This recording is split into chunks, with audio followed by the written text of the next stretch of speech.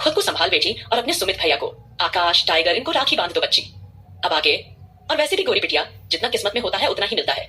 तू बिल्कुल चिंता मत कर। अगर ऊपर वाले ने यह दिन दिखाया है तो उसके पीछे जरूर कोई ना कोई कारण होगा। तू फिक्र मत कर।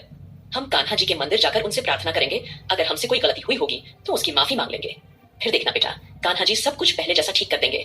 नानी माँ के इस तरह समझाने पर आस्था ने सहमति में सिर हिलाया और अपने आंसुओं को साफ करते हुए हल्की नाराजगी से बोली, लेकिन नानी माँ, हम कान्हा जी से कोई बात ही नहीं करेंगे। कान्हा जी को हमारे साथ ऐसा नहीं करना चाहिए था। आखिरकार कान्हा जी हमारे साथ ऐसा कैसे कर सकते हैं? देखना, अब हम उनसे अब कितना ज्यादा झगड़ा करेंगे। आस्था बिल्कुल बच्चों की तरह शिकायत कर रही थी। उसकी शिकायत सुनकर वहां मौजूद सभी लोग नम आंखों के साथ हल्का सा मुस्कुरा दिए। नानी माँ ने आस्था को एक बार फिर से गले से लगाया और तुरंत नौकर को कुछ इशारा किया कि वह जाकर राखी की थाली लेकर आए। वहीं सुमित और आकाश अपने अपने सर पर एक रुमाल बांधकर बैठ गए। तभी नानी माँ ने थोड़ा तेज आवाज में किसी को पुकारा, अरे रामू, कहाँ हो भाई? जाकर थाली लेकर आओ।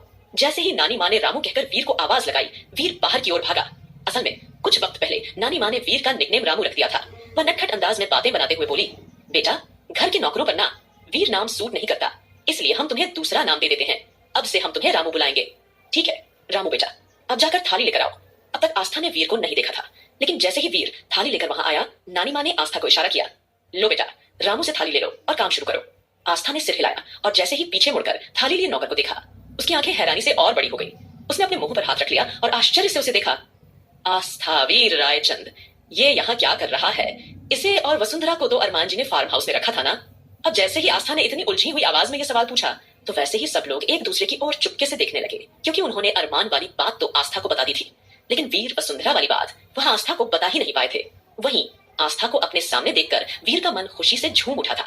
उसने एक्साइटेड होकर सोचा, वीर वाकई भगवान के घर में देर है, अंधेर नहीं। क्या हुआ अगर इन चारों लड़कियों ने मुझे राखी बांध दी तो? लेकिन सच तो यही है, जो लड़की मुझे पहली नजर में भा गई थी वो तो आस्था अरमान सिंघानिया है, और अब वह मेरी आंखों के सामने मौजूद है। अब मैं इसी घर में रहकर अरमान सिंघानिया को वो चोट दूंगा जिसके बारे में वह सपने में भी सोच नहीं सकेगा। कहीं ना कहीं वीर गहरी नजरों से आस्था को देखते हुए यही सब सोच रहा था। वहीं नानी माँ वीर की नजरों को भांपते हुए उसे डांट कर बोली, तू जा यहाँ से, जाकर अपना काम कर, फैमिली का फंक्शन चल रहा है, तेरा इस तरह से यहाँ रुकना ठीक नहीं है, जा यहाँ से। इतना बोलकर नानी माँ ने वीर को आंखों के इशारे वहां से भगा दिया। आस्था को अपनी नजरों में बसाने के बाद वीर मन ही मन मुस्कुराता हुआ वहां से चला गया। ठीक उसी वक्त आस्था के सवाल सुनते ही अभिमान जी वहां आ गए। कुछ देर पहले अरमान के बेहोश होने के बाद वह अपने आप को काफी कसूरवार मान रहे थे। उनका बीपी गिर चुका था, इसलिए सबने उन्हें आराम करने के लिए कमरे में भेज दिया था। थोड़ी देर बाद जब वह वापस कमरे से बाहर आए तो अनजाने में उन्होंने आस्था के सवाल सुने और इसलिए अब वो जवाब देने के लिए आगे बढ़े। अभिमान जी धीमे स्वर में, आस्था बेटा, मैं तुम्हें सारी बातें बताता हूँ। यह बोलते हुए अभिमान जी ने शुरू से लेकर आखिर तक सारी बात बता दी। वीर का उनके बेटा होने का सच और वसुंधरा की पूरी कहानी, सारी सच्चाई उन्होंने आस्था को बता दी थी। सच्चाई जानकर आस्था ने गहरी सांस ली और अपने चेहरे पर गुस्से के भाव छुपाते हुए वो खामोश रही। अब जाकर उसे समझ आया कि शायद वो वीर और वसुंधरा को घर में बर्दाश्त नहीं कर पाती, इसीलिए अरमान ने उसे ऑस्ट्रेलिया जाने की इजाजत दे दी थी। लेकिन आस्था को यह नहीं पता था कि असल वजह ब्लैक डेविल था, जिसकी वजह से अरमान ने उसे ऑस्ट्रेलिया भेजा था। फिलहाल आस्था ने इतना ही समझा कि शायद वीर और वसुंधरा की वजह से ही अरमान ने उसे अपने से दूर किया था। आस्था ने आंखें बंद की, आह भरते हुए खुद के इमोशंस को संभाला। उसने अभिमान जी की आंखों में ढेर सारा दर्द और बेचैनी देख ली थी। उसने उनका हाथ थामकर शांत स्वर में कहा, परेशान मत होइए पापा, अगर किस्मत ने हमारे साथ ऐसा खेल खेला है तो इसके पीछे जरूर कोई कारण होगा। आप बिल्कुल परेशान मत होइए, ठीक है? तब नानी माँ तुरंत सिचुएशन संभालते हुए बोली, बेटा, ये सारी बातें तो बाद में भी होती रहेंगी, अभी राखी का मुहूर्त निकला जा रहा है, इसलिए सबसे पहले अपने भाइयों को राखी बांधो। नानी माँ की बात सुनकर अगले ही पल आस्था ने पलकें झपकाते हुए हामी भरी और आगे बढ़ी। उसने साड़ी का पल्लू सिर पर लिया और जल्दी ही आकाश और सुमित को राखी बांध दी। फिर वह एक राखी लेकर सीधे टाइगर के सामने खड़ी हो गई। बिना कुछ कहे उसने तुरंत उसका हाथ आगे किया और राखी बांध दी। टाइगर ने आस्था को कोई जवाब नहीं दिया, वह केवल इतना ही बोला, क्वीन, आपको यह नहीं करना चाहिए था। आपने किंग पर हाथ उठाया है और शायद किंग ये बात बर्दाश्त नहीं कर पाएंगे। उसकी चेतावनी सुनते ही आस्था ने अगले ही पल कंधे उचकाए और लाल आंखों से उसे देखा। फिर हल्की सी स्माइल करते हुए बोली, टाइगर भैया, आपके किंग कब क्या करेंगे आप अच्छी तरह से जानते हैं, और वैसे भी हमें पता है जब तक आप हमारे साथ हैं हमें कोई चोट नहीं पहुंचा सकता। आस्था की यह बात सुनकर एक पल के लिए टाइगर के दिल में गहरा दर्द उठा, लेकिन वह अपने इमोशंस आस्था को दिखा नहीं पाया और सिर्फ शांत नजरों से उसे देखता रहा। इसके बाद आकाश और सुमित आस्था के पास आकर खड़े हो गए। आकाश और सुमित हल्की सी स्माइल के साथ, अभी तो फिलहाल हमारे पास तुम्हें देने के लिए कुछ नहीं है, लेकिन हाँ, हम तुम्हें एक वचन जरूर देते हैं। जिसने भी तुम्हारी जिंदगी के साथ ऐसी घटिया चाल चली है और तुम्हारे पति की यह हालत की है, हम वादा करते हैं बहुत जल्द उसे तुम्हारे कदमों में लाकर झुका देंगे। यह सुनकर आस्था ने नम आंखों के साथ हल्का सा मुस्कुराई। फिर वो नानी माँ के पास चली गई। तब नानी माँ ने उसे प्यार से थपकी देकर कहा, एक काम कर, तू जाकर थोड़ी देर आराम कर, फिर देखते हैं क्या करना है। यह सुनकर आस्था ने सिर्फ हाँ में सिर हिलाया। आस्था की आंखों ने उसके दिल का हाल बयां कर दिया, क्योंकि आस्था को वाकई आराम की जरूरत थी। इतना सब कुछ होने के बाद उसका शरीर ही नहीं, उसका दिल भी थकावट और भारीपन महसूस कर रहा था। उसका शरीर गिरा गिरा सा हो रहा था। इसलिए उसने सोचा कि उसे अपने कमरे में जाकर आराम करना चाहिए।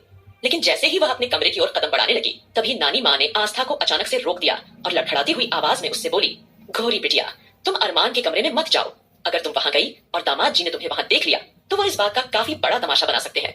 बेटा, तुम मेरे कमरे में जाकर आराम कर लो, और अंश बच्चा भी सो गया है, तब तक मैं भी उसे कमरे में ले जाती हूँ। नानी माँ के शब्द किसी धमाके की तरह थे, जिसे सुनकर आस्था सीढ़ियों पर खड़ी होकर एक बार फिर काफी ज्यादा उदास हो गई थी। अब वह नानी माँ को क्या बताती कि किस तरह वो पिछले 15 दिनों से अपने पति के साथ ही साथ अपने प्यारे से कमरे को देखने के लिए कितना तरस रही थी। कहीं ना कहीं रश्मि आस्था के मन की उथल पुथल समझी चुकी थी, इसलिए जल्दी से वो सिचुएशन संभालते हुए बोली, अभी तो अरमान 2 से 3 घंटे तक नींद से नहीं जागेगा। फिलहाल वह इतनी जल्दी नहीं उठेगा। जैसा कि ध्रुव ने बताया है, उसने उसे नींद की दवाई दी है, जिसकी वजह से वह अभी रेस्ट पर है। तो तब तक आस्था, तुम अपने कमरे में चली जाओ। ये कहते हुए उसने हल्का सा मुस्कुराते हुए अपनी पलकें झपकाई। तब आस्था ने आंखों ही आंखों में इशारे से रश्मि का शुक्रिया अदा किया था और बोझिल मन से अपने कमरे की ओर जाने लगी थी। और अब जैसे ही वह अपने कमरे में आई तो वैसे ही उसकी आंखों की चमक फीकी पड़ गई थी, क्योंकि एक बार फिर अरमान के कमरे का एनवायरनमेंट ब्लैक एंड डार्क हो चुका था। उसे पूरी तरह से डार्क फीलिंग आ रही थी, लेकिन आस्था को इस बात का ज्यादा आश्चर्य नहीं हुआ था। वह समझ चुकी थी कि अगर उसका पति वापस से डेविल रूप में लौट आया है तो यह आज नहीं तो कल होना ही था। लेकिन एक बार फिर अपने कमरे को पुराने रूप में देखकर आस्था अपने जज्बातों पर बिल्कुल भी काबू नहीं कर पा रही थी। वह अपनी अलमारी को खोलकर देख रही थी, जहां पर कभी उसके कपड़े हुआ करते थे। उनकी बड़ी सी फोटो जो कि अरमान ने बेड के पीछे की साइड पूरी की पूरी दीवार पर लगवाई थी, जिसमें आस्था खूबसूरत लग रही थी। इतना ही नहीं, उस कमरे में लास्ट टाइम उसने रौनक की गोद भराई में कितनी मौज मस्तियां की थी। उसकी आंखों के सामने वही सारे दृश्य एक फिर मंडराने लगे और आस्था जितना इसके बारे में सोचती उतना ही ज्यादा और दुखी होकर वो रोने लगती। कितने ही देर तक वह बेड के कोने को पकड़कर वहीं बैठकर रोती रही। फिलहाल वहीं दूसरी ओर आस्था के कमरे में जाने के बाद सभी लड़कियां काफी हद तक शांत सी हो गई थीं। तब सुमित और आकाश आए और वंशिका और रौनक के सिर पर हाथ रखकर धीरे से मुस्कुराते हुए बोले, आप दोनों भी हमें राखी बांध सकते हैं। रश्मि ने भी सुमित को राखी बांध दी थी। फिलहाल हंसी खुशी के माहौल में सबका मूड ठीक करने के बाद दादाजी ने अब सभी को आराम करने के लिए कह दिया गया था। वहीं तभी आहन ने थोड़ा क्यूरियोसिटी से ध्रुव से सवाल किया, एक बात बता, तू अरमान भाई को ऐसा कोई इंजेक्शन नहीं दे सकता कि जिसकी वजह से वो पूरी रात सोते रहे? क्योंकि मैं अपने कमरे में जा रहा हूँ और आज मैं रौनक को लेकर अपने साथ सोऊंगा। वैसे भी यार, जब से मेरी शादी हुई है तब से रौनक के बिना मुझे नींद नहीं आती। तब ध्रुव आहन के सर पर चपेट लगाकर फटाक से बोलता है, अबे मैं अरमान भाई को ऐसा वैसा कोई इंजेक्शन नहीं दे सकता, लेकिन हाँ, मैंने जो उन्हें नींद दवाई दी है वह केवल कुछ ही घंटे तक गहरी में सोते रहेंगे। और जैसे कि तुम जानते हो, हमारे अरमान भाई को आराम करने की बिल्कुल आदत नहीं, और वह कब किस समय उठ जाए इसका मुझे कोई आइडिया नहीं है यार। तो इसीलिए केयरफुल होकर सोना। ये बोलते हुए ध्रुव आहान को कशमकश में छोड़कर वहां से चला गया था। कहीं ना कहीं ध्रुव की इस तरह की बात सुनकर आहान और बाकी सब थोड़े से अनकंफर्टेबल भी हो गए थे, लेकिन फिर उन्होंने सोचा उन्हें बिल्कुल भी टाइम समय बर्बाद नहीं करना चाहिए। जब तक अरमान गहरी नींद में सो रहा है तब तक उतना टाइम तो वह अपने अपने पार्टनर के साथ बिता ही सकते हैं। तो यह सोचकर सुमित के साथ राधिका और आकाश के साथ रश्मि, ध्रुव के साथ वंशिका और आहान रौनक को लेकर जल्दी ही अपने अपने कमरे में चले गए थे। वहीं दादाजी ने अभिमान जी को भी आराम करने के लिए कह दिया और उन्हें समझाते हुए धीमे स्वर में बोले, बेटा, अब जो कुछ भी हुआ है इसके बारे में हम कल बात करेंगे। अभी फिलहाल सबको आराम करना चाहिए। वैसे भी आज घर में काफी हो ड्रामा गया है, तो सब जाओ, जाकर अपने अपने कमरे में आराम करो। आगे क्या होगा इस कहानी